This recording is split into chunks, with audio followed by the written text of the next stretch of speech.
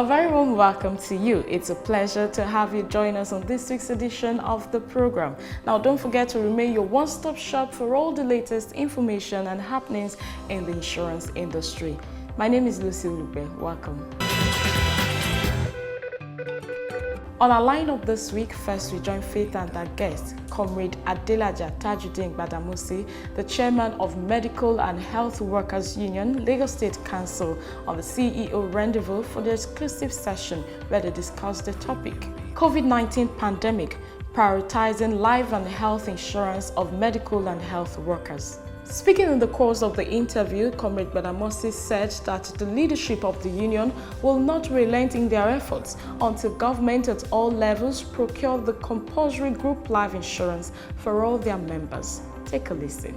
The issue of life insurance is a global one. It's not only in Nigeria. The group life insurance, when they are finding it difficult to do individual life insurance, globally they've adopted the group life insurance, which we are also employing the federal government and the state government to admit, so that we also will have the benefit of life insurance, because we have tried so many times that the government should be responsible to be in charge of the life insurance, but the message has also been there that there are insurance already for you people when you're coming in in service, so they cannot procure life insurance. They have said it. As it is now, we are now employing them to key into this group life insurance. By law, it's mandatory. So, and by law, they need to key into it. We are on top of it, and we are not going to relent our effort until government adopts the group life insurance for our members. On this edition also, we'll bring you highlights from Waika Reinsurance Corporation, presentation of office equipment to the Chartered Insurance Institute of Nigeria, CIIN, in commemoration of their 10th year anniversary at the Institute Secretariat in Ebute Metta.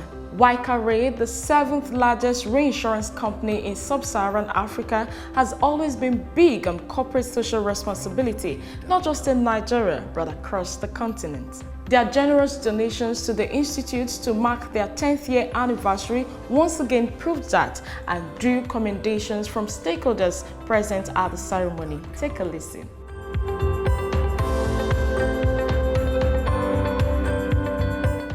So I'm challenging Waika to CIN is open. This is a field in which we must play actively, and we'll continue to solicit for partners. How do we get our people to understand what insurance is all about?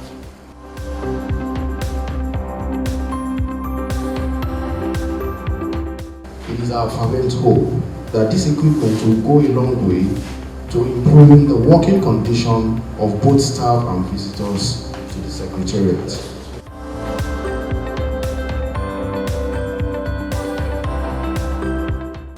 I will also like to commend Waika for their commitment to CSR. This is a great point which many organizations don't really pay attention to. We are giving back to where we are getting. It's a great attribute, and I pray that we'll be able to continue with this attribute in our company. Plus, of course, all the other extras we bring you each week on the program. So sit back, relax, and enjoy the lineup. Details in just a moment. Please stay with us.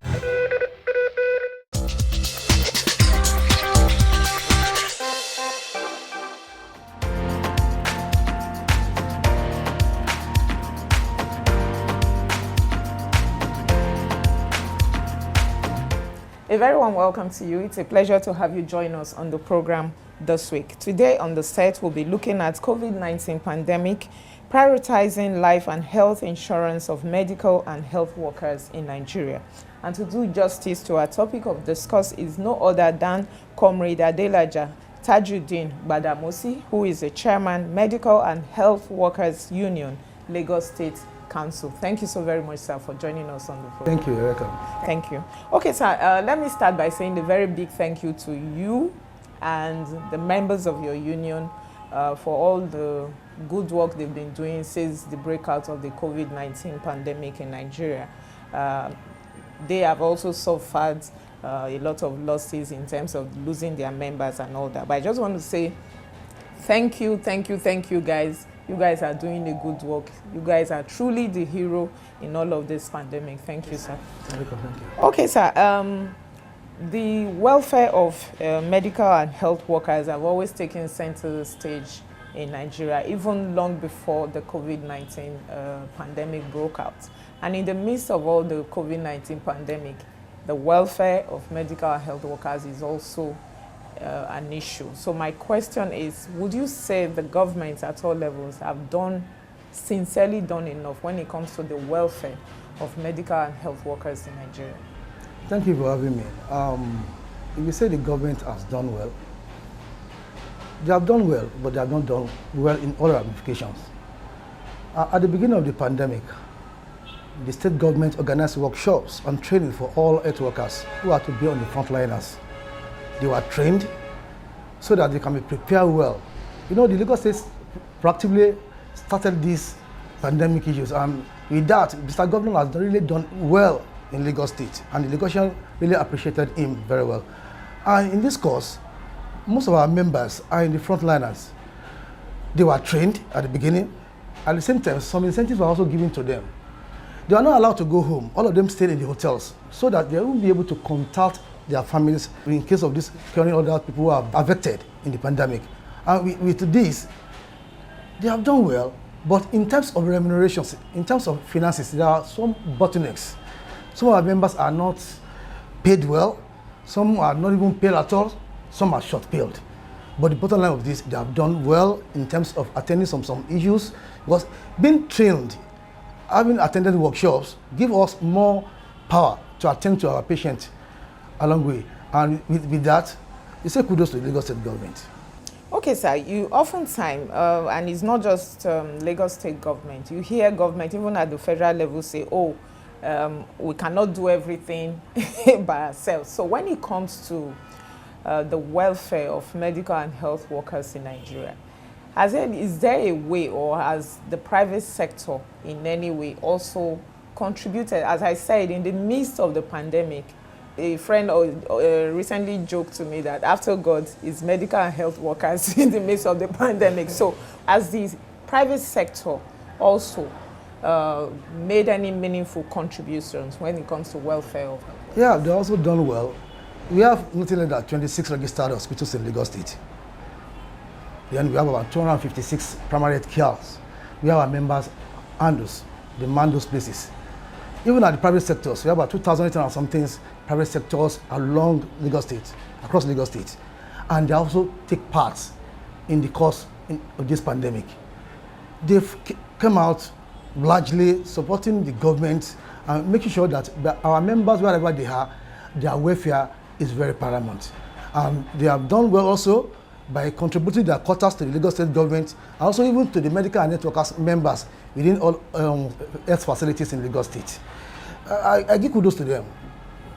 Okay, sir. The coronavirus pandemic has brought to the fore once again the importance of life insurance, as we saw governments at all levels in the peak of the pandemic sometime last year in panic mode trying to procure life insurance covers for frontline health workers. Now, the question is, why would you wait till a crisis situation for you to provide something as basic, in fact, when you compare to other clients, something as basic as life insurance for those who are in the medical and health sector?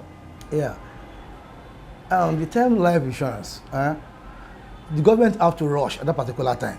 They have no choice, because the lives of those on the frontliners cannot be taken for granted, and the government quickly procure life insurance for them. Truly, the life insurance is meant for, personally for me, if government take charge at that particular time, is because we are in the crisis. Although we negotiated for so many welfare package for our members, but in terms of life insurance, it's something that the employee ourselves have to be responsible for. Are you getting me? It's not the government initially. But in that crisis time, the government take it up to on themselves, that even if we have done we have our personal insurance, I mean, the Lagos State Health Insurance Scheme is there, we have access to health facilities. But they know the importance of health workers in that particular period. They now say, okay, let us motivate them, let us give them this life insurance. Although they should have done it for everybody. but it's expensive. And that's why we are coming to where there's group life insurance. I get to me where they can benefit from there. But now the government took care of only those people are the frontliners, where they procure this life insurance for them.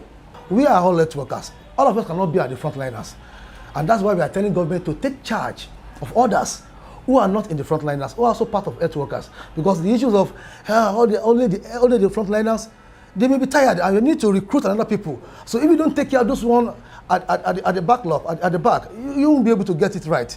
And that's why we are telling the state government to ensure that those people who are they procure life insurance for, they should continue. It's not because there is a crisis, there's a peculiarities, and I said, okay, no, we are doing it because of this purpose. It should be a continuity, so that health workers, we have a confidence in them that if when we are in crisis, our government are in charge for us. Okay, sir. Before now, you mentioned group life insurance, which that I do know that as a result of the Pension Reform Act of 2014 is actually made compulsory for the employer to provide group life insurance for its employees. So I just want you to dwell a little bit of that. Before the coronavirus pandemic, was your member or were your members enjoying group life insurance from their employer, by extension, the Lagos State? At all. Because even the life insurance talking about, I told you, they took because of peculiar of the crisis, they pick people who are in front liners to benefit from this life insurance. We are now using this opportunity to advise the government to key in, to use the advantage of this pandemic, and at the same time, the group life insurance. They use this opportunity to just key in, so that even we as the employer are going to contribute a little, and they are going to contribute a little also. With this, the life insurance, the group one, the cost will be reduced for the government, and by this, everybody will benefit. Even some people who have crisis in the course of delivering their duties, they will have some benefits. And if you are there, which you don't pray for, you also have your life insurance covered.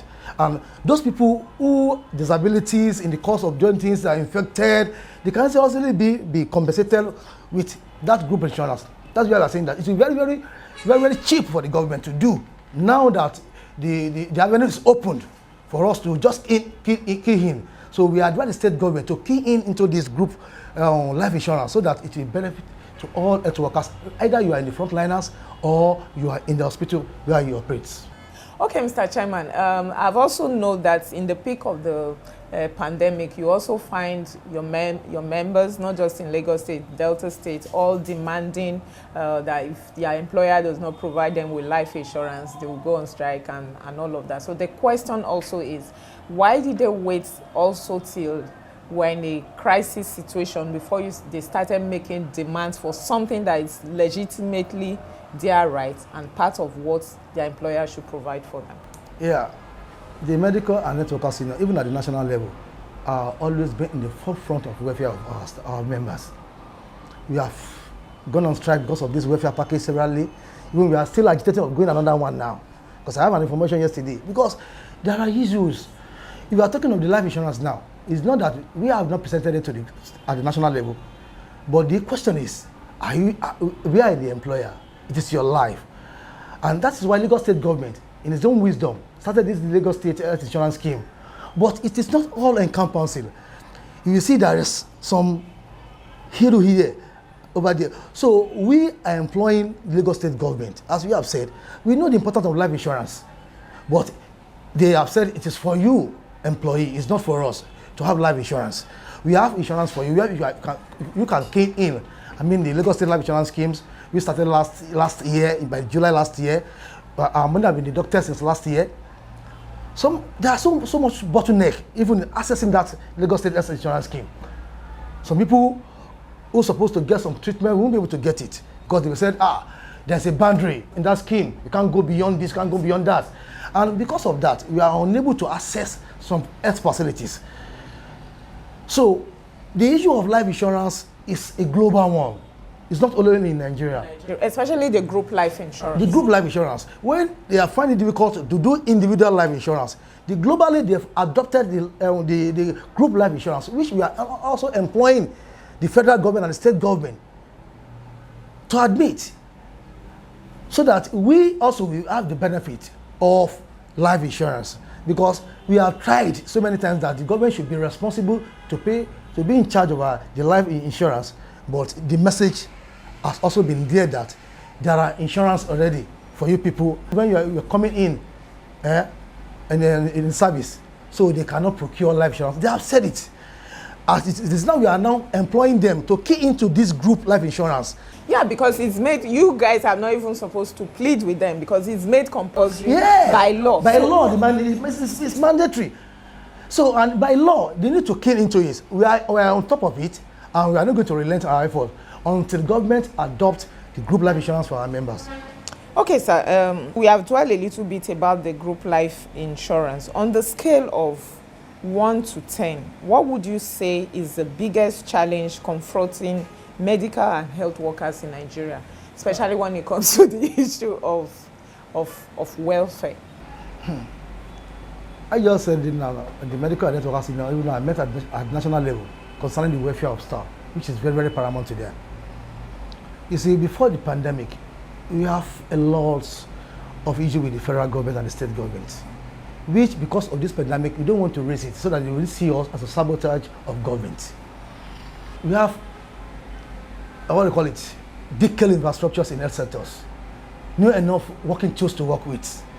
The hospital even not designed for hospital settings, because you will see buildings just being converted to hospitals, and it won't have all necessary facilities it's supposed to have. And we are employing government. Although government has been doing it, they just constructed one at Lekki and the other one at Badagry General Hospital recently. They have just commissioned one. We are urging them to do more of that, because we are the hems of affair. We know what we are going through at the health sectors. Decay infrastructures, enough tools, tools not available. What do you call it? The remunerations is very, very poor at the sectors. We are still fighting for corrections of what is CONS for all our members. They've done the adjustments for the CONS for the doctors, but for all other health workers like you, they have not done it. In one way or the other, the government will be dodging the medical and health. And we have the firm now that when what is good for the goose is good for the ganja, so they should try what they are doing for the medical doctors at their own space. You should also do that for other health workers, because the majority of our members are more than the doctors. Our members are generic in nature. Even when they are creating more cadres in the hospitals, they are going to belong to medical and health workers seniors. So the doctors have their nomenclature as doctors, the nurses have their nomenclature as nurses. But as for medical and health workers, it's cut across both junior and senior. We have health attendants, we have X-ray technicians, pharmacy technicians, laboratory technicians, we have environmental health officers, we have dietitians, we have physiotherapists, we have so many of them in their sectors. We have a large numbers of members, and with this, if government did not look about the welfare of those categories of workers, it may affect the status of health facilities in Lagos and in Nigeria in general. So that is why we are employing them to be proactive in nature. Not before we ask. They know what is good for us. They are doing it for the other side. They should also do it for us at this side of the game. And that is why we are telling them to do justice to welfare they are doing to medical and health workers senior in Lagos and in Nigeria in general.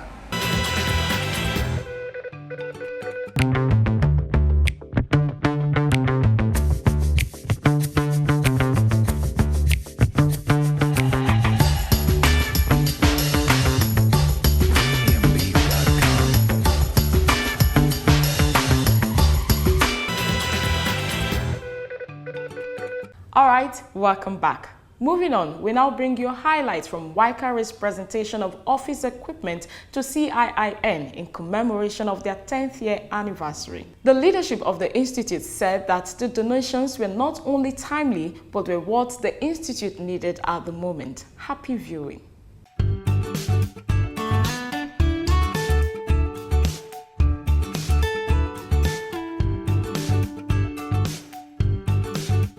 YCAR Reinsurance Corporation is the 7th largest reinsurance company in sub-Saharan Africa as at 1st of July 2020, according to global rating giant AM Best. Incorporated in Sierra Leone in 2011, the company has strived to live up to its billing through a concerted dedication to strong market growth and significant regional socio-economic upliftment. Kickstarting activities to mark its 10th anniversary, the board, management and staff of Waikari recently made a lavish donation of office equipment to the Chartered Insurance Institute of Nigeria, CIIN. On hand to receive the generous donations from the Waikari team was the President and Chairman of Council of CIIN, Sir Muftau Oyegule. Welcoming guests to the brief ceremony, Sir Oyegule implored the Waikari team to partner with the Institute to increase insurance penetration in Nigeria. The biggest challenge we face in West Africa today, particularly Nigeria, is insurance penetration. It's a big issue. I was with the commissioner about 3 weeks ago. We were sitting across the table and I said, with the pandemic, before we were even struggling to do this insurance penetration, the pandemic has drastically cut down on the possibility of movements. But it is a campaign we cannot stop, because until our people appreciate and understand and are ready to patronize insurance companies, all of us are not there yet. So what do we do? So I'm challenging Waikari to CIN is open. This is a field in which we must play actively, and we'll continue to solicit for partners. How do we get our people to understand what insurance is all about? Delivering the opening address on behalf of the Group Managing Director of Waikari, Mr. Biola Ekundayo, Mr. Steve Ojugo, Regional Director, said that the company believes in the values and ideas of CIIN and will continue to support the Institute. Over these years, Waikari has been involved in several initiatives aimed at always giving back to the industry we serve at our various regional locations. Specifically, on this all-important milestone of our 10th year anniversary, we initiated our annual CSR project of an essay competition with the theme Practical Solutions to Natural Disasters in West Africa. This competition is currently ongoing, and we will be supporting the winning project with up to $100,000. Also, the winner of the essay will become Waikari's Goodwill Ambassador for 1 year and will get a cash award of $5,000. From its humble beginning in 2011, Waikari has recorded very strong financial growth in its operations. The company's gross written premium stood at over $103 million as of December 2020 financial year, which represents a compound annual growth rate of 122%. With the speeches taken, the official presentation of the office equipment was made to CIIN. We dedicate the computer and the ACs and all the items donated in the name of God the Father, Amen. God the Son, Amen. God the Holy Spirit. Amen.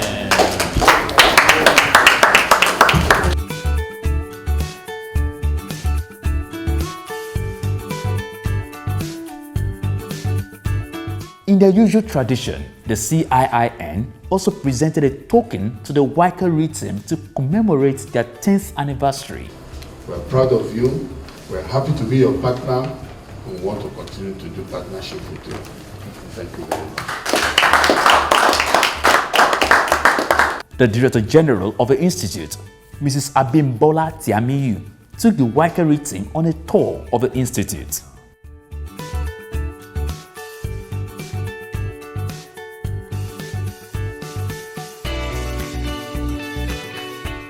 Waikari has carved out a unique image in the African insurance market as a highly competent provider of technical knowledge and skills for the empowerment of the African insurance industry, with a view to enhancing Africa's competitive standing in the global insurance market.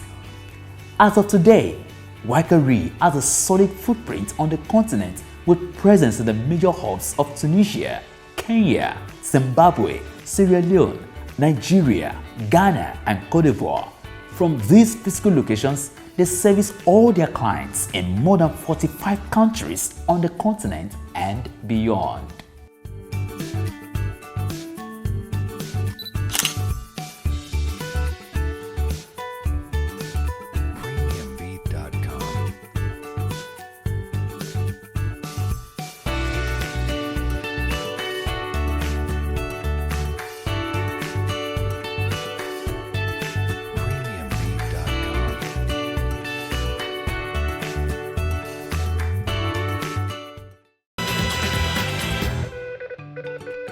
That's all time will allow on the program this week. It's been my pleasure bringing it to you. I hope you enjoyed your time with us. Let's continue the conversations, interactions, and feedbacks on all our social media platforms. Don't forget to tune in to our flagship Pidgin English radio show, Waiting Insurance They Do Safe, on Nigeria FM 102.7 on Wednesday by 9:45 a.m. live, and you will be glad you did. Join us again, same time, same station next week for a fresh package. But until then, from the entire team, it's goodbye, and please stay safe.